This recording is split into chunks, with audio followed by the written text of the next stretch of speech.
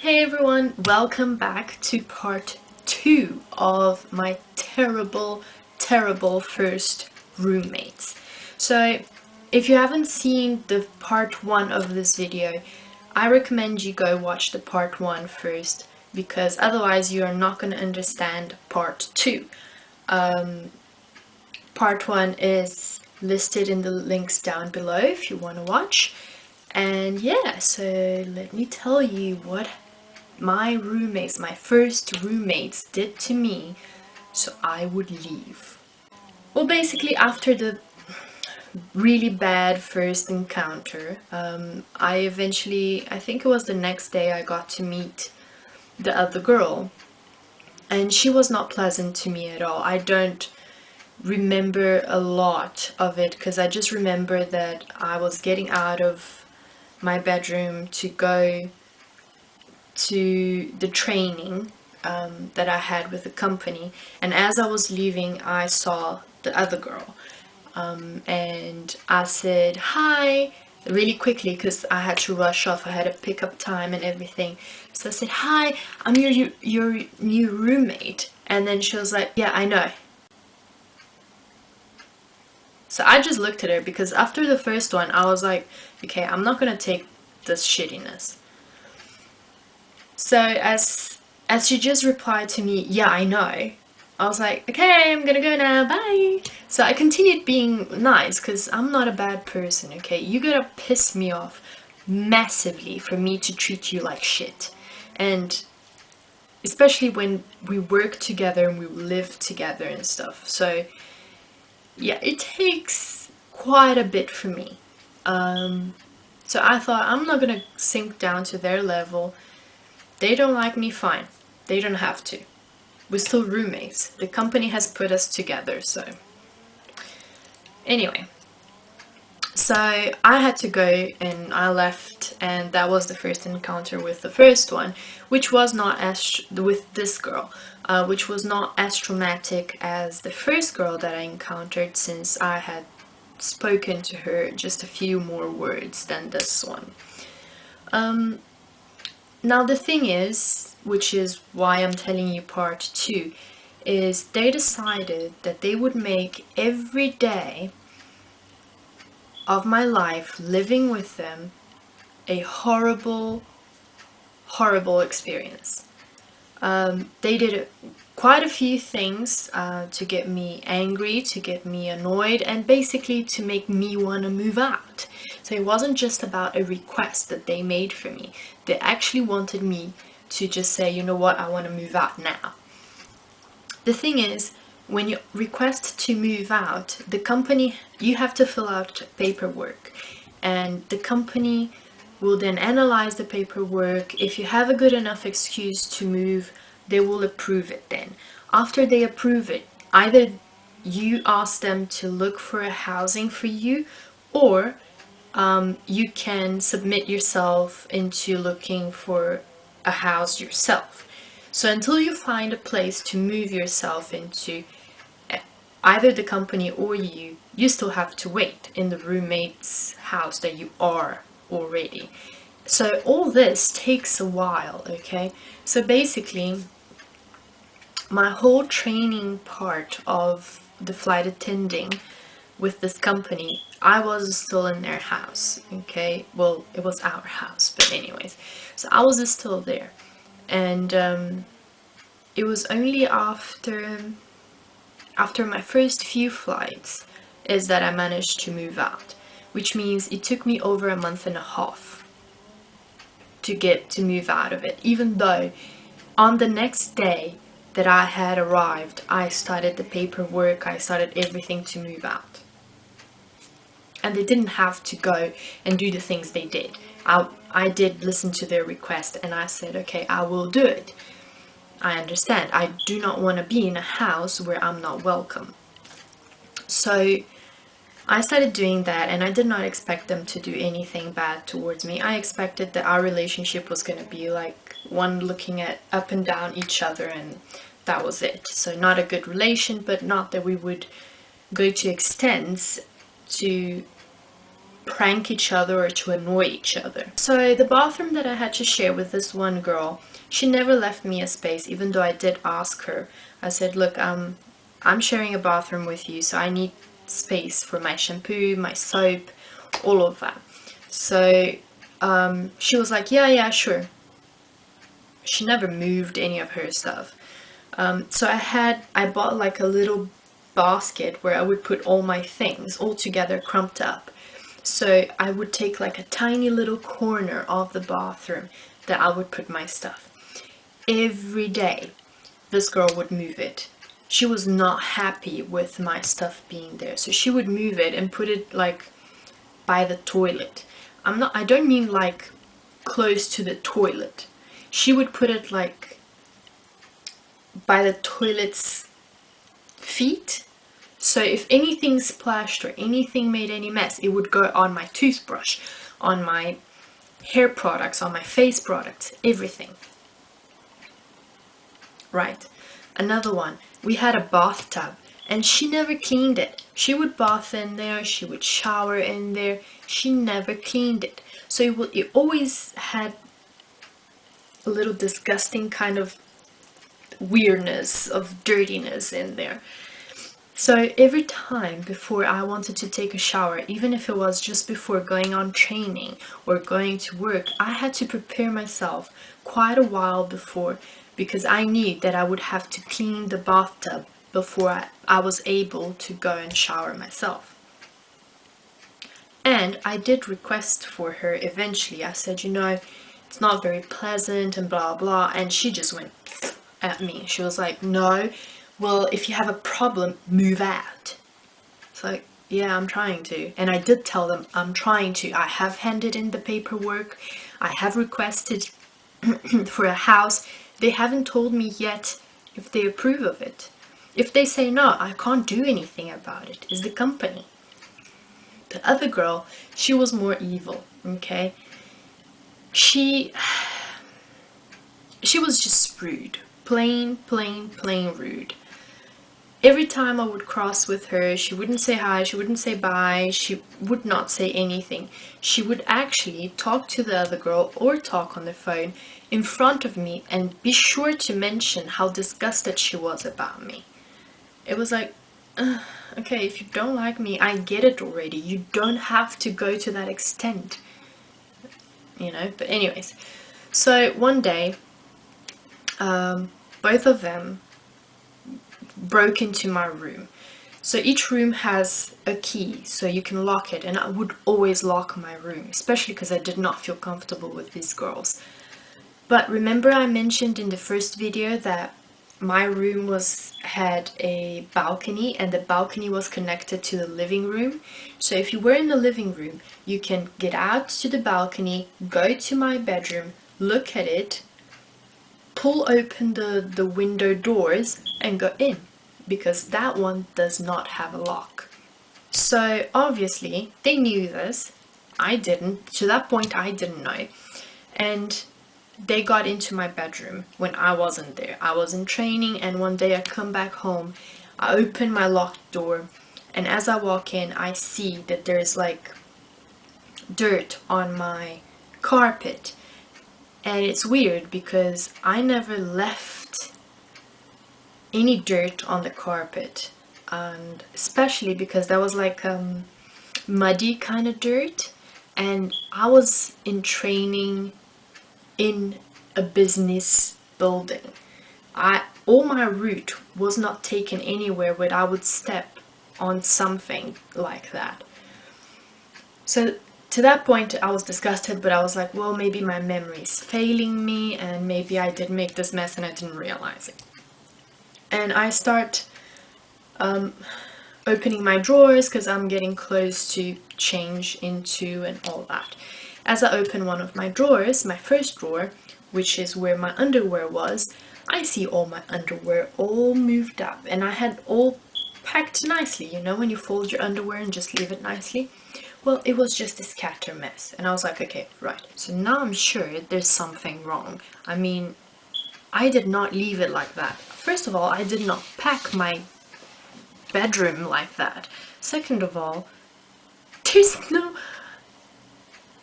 I was just amazed. I was like, no, no. So now that I'm not feeling comfortable and I thought, okay, someone broke into my bedroom, do they have a copy of my keys? You know, so I look around the bedroom to see if I can find anything else that they might have done or gone through. And with that, I realized that the window doors to the balcony, they did not have a lock and they were linked to the living room. So yeah, they didn't need copies of my keys to get in my bedroom. They just needed to pop into the balcony from the living room and just slide the doors open and get into my bedroom. Oh, and I forget. I did not know that how the balcony door opened yet, because there's a little flick that you can lock it, but yeah. So I didn't know yet, so up to that point I had not opened that balcony door at all. I had not popped into the balcony from my bedroom, only from the living room. So I did not know how to open that balcony door.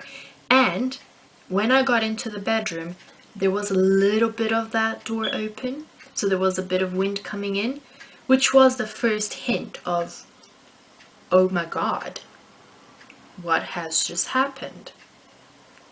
I had actually forgotten that detail, I just remembered now. That's when I started freaking out. I was like, oh my god, oh my god, oh my god, they came in on purpose, they did something, or they might have taken something, or I don't know, so I was looking at around the room and I find a little box hidden on a corner on the floor. I pick up the box and I'm like, what on earth is this? I do not have a box like this. I did not. And when I moved in the bedroom, there was no such thing in the bedroom. So what? So I opened the box. I'm like, oh my gosh, what is in here? And I was frightened. I did not know what to expect when opening that box. As I opened it, the box was full of weed. You heard me right. Full of weed. I mean, for people like us, like that we're not in a conservative country or whatever, yeah, okay, let's have weed, whatever, you know. I've never had weed in my life, and still, it's like, I would not be okay with it and I would not have it. But the country would maybe allow it. But the country I was, the contract I signed, the company I was with, it specifically listed drugs as a no-no, that it was just unacceptable. That's when I flicked and I was like, oh my god, these girls, they doing everything in their power to get me out of this house. So as I freak out, I decide I'm gonna call one of the friends I've made here because I don't know what to do. So there was one new girl as well. Well, there were a few new people that were doing the same training with me and all that, and I had made friends with that lived in the same building.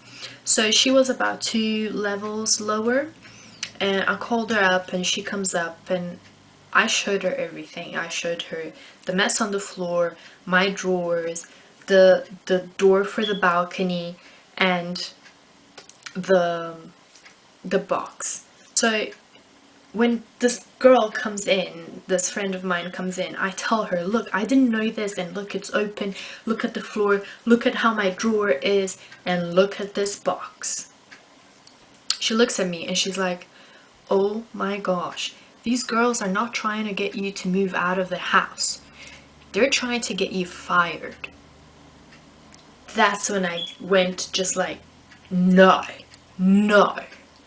Anyways, so that's when I decided these girls are no good.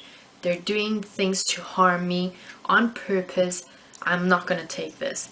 So I started taking pictures of everything they left in my room.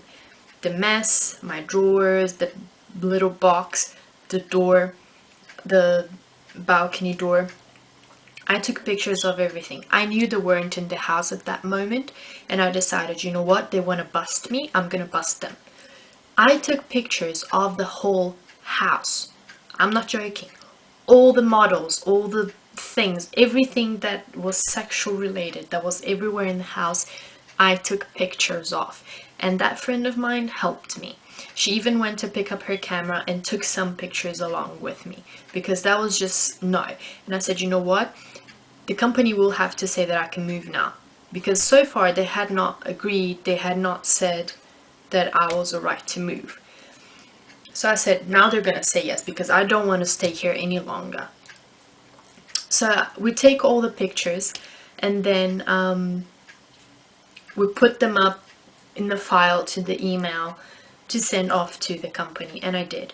And I said, you know what, I need to move out now. And I said, my friend was scared for me, so she said, just stay with us, like bring a little bag with you, come stay with us, only go to your house when you need to, like grab something or whatever, but stay with us on the couch until the company lets you move out. Luckily, this same girl had one roommate that was moving out because she was going to leave the company.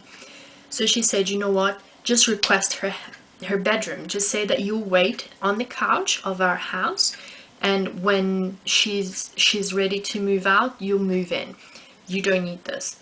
And I told the company all this, and the company agreed with it. Obviously, they saw how I was not feeling comfortable, how everything was being a problem, and they said, all right, you can stay with them and you can move out as soon as she moves out.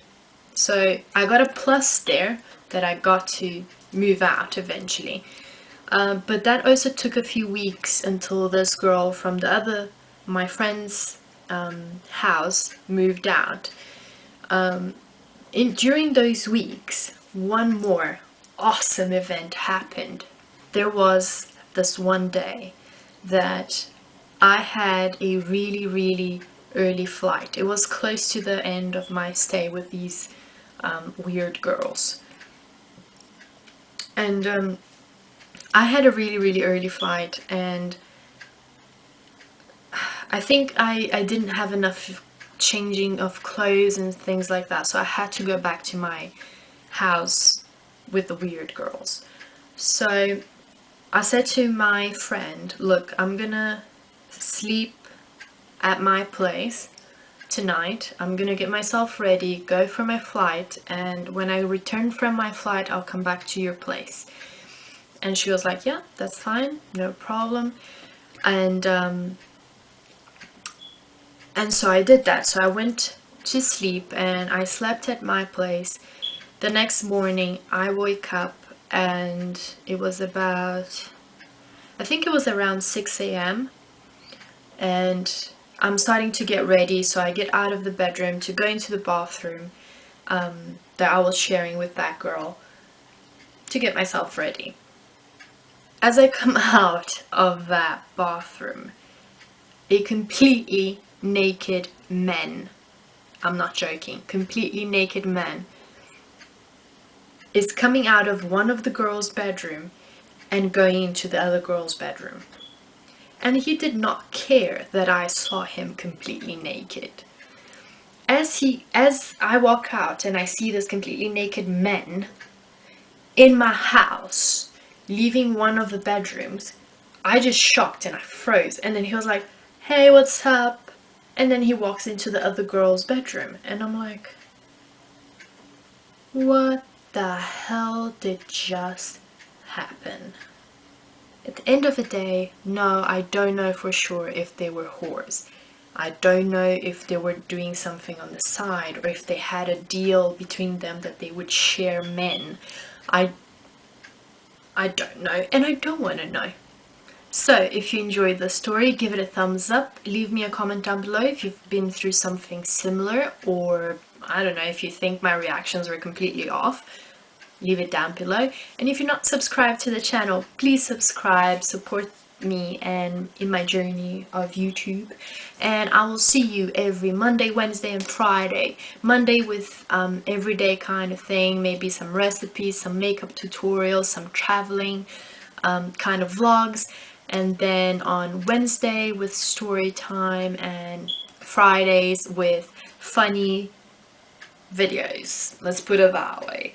That including if the story has not been long to a point that I had to separate it like this week. But yeah, so come back next week and I hope you have a wonderful weekend. Bye!